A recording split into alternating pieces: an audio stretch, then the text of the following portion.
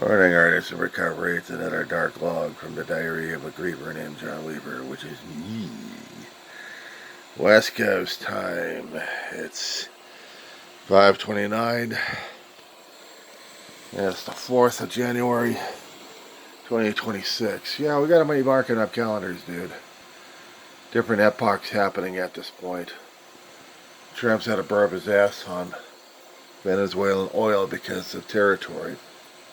He's marking it for the companies that he's already been in business with. If it's not already been reported in different little snippets of the independents out there, not to mention on Next, and not to mention on True Social. But yeah, we're in that time.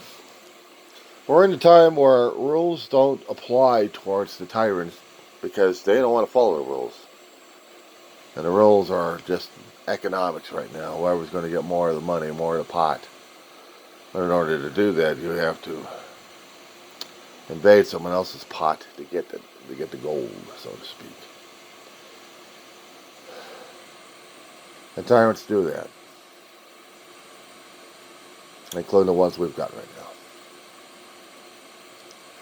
You're talking about nuclear war. The thing I was going to see an inevitable outcome in our country is we're going to go head to head with our own damn country and beat the shit out of the government one way or another. I'm not just talking about in the polls either. The thing is, what I was always posting last year when that bastard got in was 1776 and 1860. If he's not going to follow the rules, if he's not going to follow law, and he's looking for total submission, Trump is going to be facing American public are not going to be taking this down, standing down. But then again, with the gun nuts and the gun right nuts out there, and some of those other groups, yeah, they came out in force years ago to try to overthrow the 2020 election on January 6th. A couple of days from now, we've got the anniversary coming up for that. And those revolutionary people, they'll call themselves, are nothing but traitors to the country, to the rule of law, that they are the fringe. We're dealing with international fringe at this point. We are. Yes, it may have been nice to reminisce with Bo, the fifth column, and what he has to say. I don't trust artificial intelligence for shit. I'm not trusting some zeros and ones on this bullshit. Fuck the computer. Trust your God, trust being a human. As for that nightmare that you had, I never knew what nuclear war was, not even when I was going through school. I heard about it, read about it, maybe seen a few clips of it. Didn't scare the shit out of me because it wasn't relevant. The thing about a nightmare is we got to see the relevancy to see how the damn thing is going to scare the living fuck out of us. To use the language bluntly at this point. There was the movie called The Day After. And it was about nuclear war. Now, there had been other films, I think prior to that, had been talking about nuclear war. And again, I hadn't seen enough of them to scare the living crap out of me until I saw this one particular reenaction. Special effects may have been cheesy, but still pretty damn scary as hell. That I had to have nightmares years afterwards. They were talking about the SALT Treaty, or talking about strategic arm limitations. Back in the 70s and 80s, trying to limit all the nuclear arsenal we've built up over the years. The Cold War driving us further and further into bankruptcy. I'm surprised the United States didn't go into bankruptcy. But given how much material that the Soviet Union had during that time, still being afraid of it and still wanting a communist world, they practically bankrupted themselves. They had to reform the government entirely. They created something new, and they're still trying to struggle with the economics. Rich got richer, screwed over the poor more. Putin was one of those guys on the top.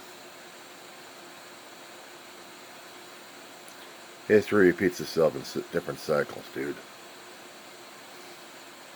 The more I keep learning more and more about it in my old adult age, I kept asking myself, how come I wasn't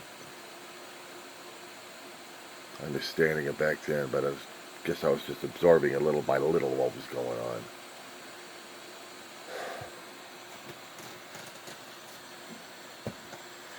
With only strong democratic economic policies and procedures, we were actually able to build up our own damn economy. And then the Republicans get in. They want war. They want war. They want money. They want power. They want. And sometimes the Democrats would get screwed over with the want of money. And how many people did we see in the congressional fold, both Senate and House, get tossed into the clink, tossed out of races, because they couldn't deal with it? Yeah. Try that one. Well, we're talking about here and now. Back then, there were stepping stones leading to the point where we're at right now, and it's scaring the hell out of people. You and me are both. And we don't take care of this damn thing, as the people of the United States should. We're all expecting for the midterms to come up, and we're still seeing the Republicans / Trumplicans finding ways to cheat left and right. Big corporations out there drilling more and more, like, we got our oil back in Venezuela. Screw what the people say. We want that money. We want that oil. Here's the other thing you didn't think about. Oil market. Whenever there's instability, everything else goes hell in a handbasket with the markets. So if we've got a regime change coming up, it's not exactly a regime change. Well, it's just knocking Maduro out, because Maduro possibly, if I'm going to look at it in one particular point of view, was keeping back the oil companies from the United States from going back into the drills and try to get production started up again. Get the profits raised. So I would think that Trump was in it for the oil and not for the drugs. If I was hearing some of the independents talking about it correctly on that one. Sometimes the liberal media or corporate media, however we're looking at the guys who've been there long enough, they see it coming, but the billionaires who are running their own operations don't want to call it oil, they call it drugs.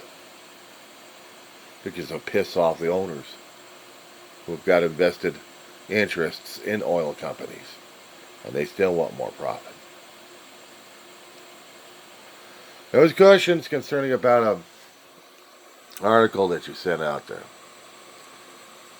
Concerning about also what the Representative Rohana was saying in California. What if?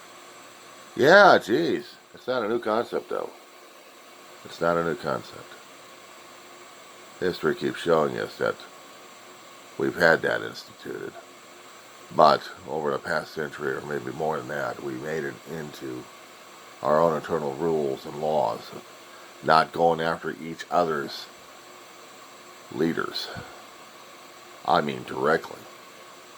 We broke those back in the 80s and 90s. Strongman Manuel Noriega, ring a bell? Panama? Got his ass.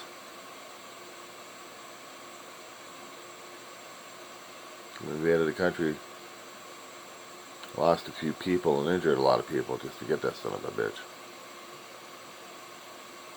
And he was a drug dealer. Concerning about the drug dealers actually in Colombia, those were DEA, and we were not going after the country's leaders in Colombia. In Venezuela, Trump had to be one of those kind of assholes he's read about. And he figures Maduro would be suitable for eye candy.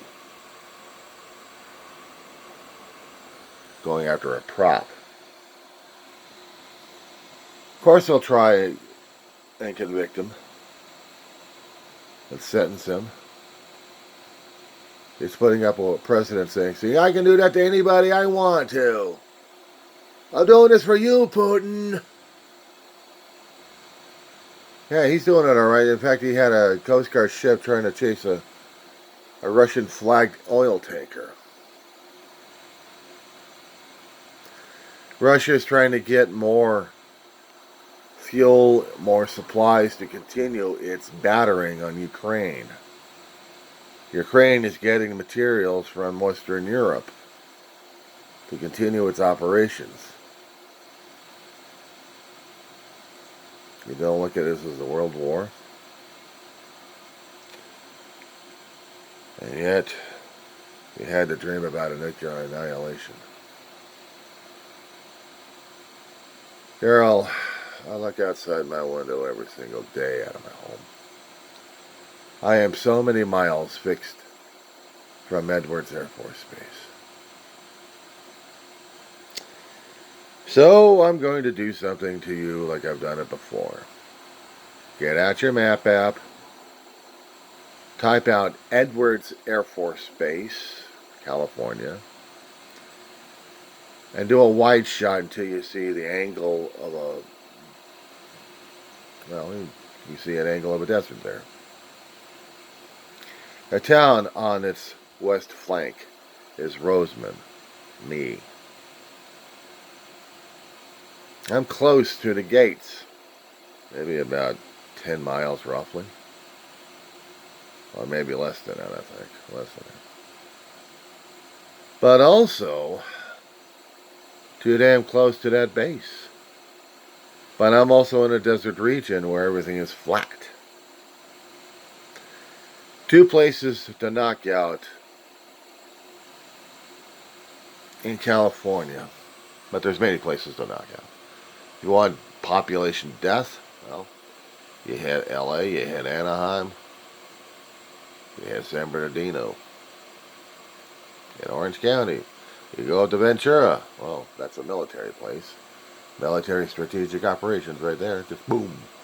Say goodbye to a CB base and say goodbye to an airstrip. A naval airstrip. March Air Force Base out in San Bernardino County. That gets nuked. But out here in the Antelope Valley, I got two places. I got Edwards, which is protected by mountains. But a flat area of Plant 42, manufacturing, repair job, and how about just a small squadron hiding somewhere in there? But no, that's just maintenance. But hey, it's part of our air traffic control system out here for California and for a regional area. Knock that place out. So which means Palmdale, Lancaster gets nuked. We get the tail end of the blast wave and the radiation effect. Unless, of course, we want to take out Edwards Air Force Base and maybe get to deal with the flash and then maybe the storm coming after our ass in Roseman. Long time ago, as I said before, I saw the movie The Day After. And as a kid, I saw that theatrical version of a mushroom cloud. It scared the fuck out of me. As an older adult, I'm more and more in tune with that, but not with the fear. I'm just hoping that if the bomb hits, it hits Roseman first with an airburst. We get the blast wave. We get to be dead, and I don't get to die of radiation poisoning. So I don't have to suffer through this shit. I get older. The older I get, the more I'm feeling it that I shouldn't be afraid of death more often. See, I got one more thing on you, dude. I've been dead 3 times. I know I've said the story so many times in my videos, and to me it's not. I carried a scar on my chest and my arm. I carry reminders of what I was back as a 4-year-old. Open heart surgery, dead 3 times, coming back to life, and scared shitless of life, and angry at life, and angry at death, and angry just period. And no way of getting that corralled or anything.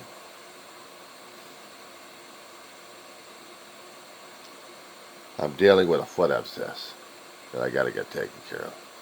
Before I do that, I have to take care of a dog. Get some help for this one. Get some people to take care of her, hopefully, so I can take care of my damn foot.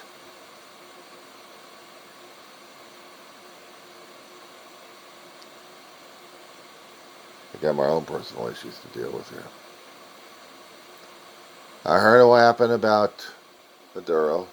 I saw the news reports that they were talking yesterday morning. Trying another world leader in court. It's a low for even him. But we've done it in the 90s. Late 80s, early 90s, I think. Yeah.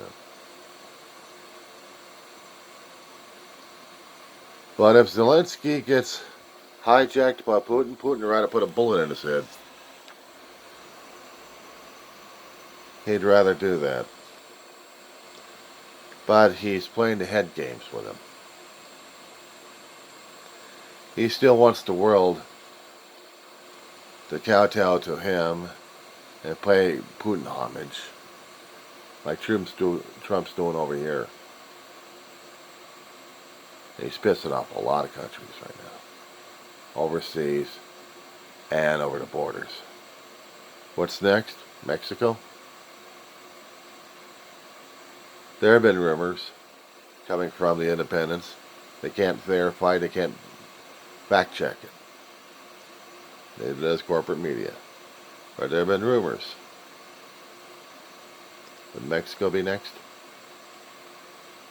A trading partner, trading ally, disenfranchised? How does that grab you? It doesn't grab me at all. We went after Canada. Don't know why. We're still making bully remarks from a mouthy ambassador to Canada, and Canada's like, get him out of here. Trump's gone out of control completely. And he's going to take us to a war situation if we're not there already. America's holding and waiting its breath for the midterms because we're hoping that the Democrats will do something about it. So we wait. We've got nearly, 10 and some change until the midterms come up. And then, will it be the Democrats in charge and not Trump?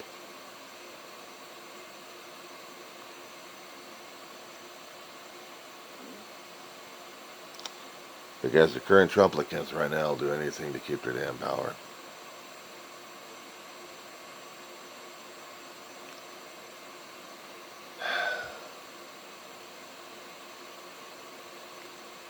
I guess we're already getting started. That being said, dude, stand for artificial intelligence, will you? Don't trust those damn zeros and ones.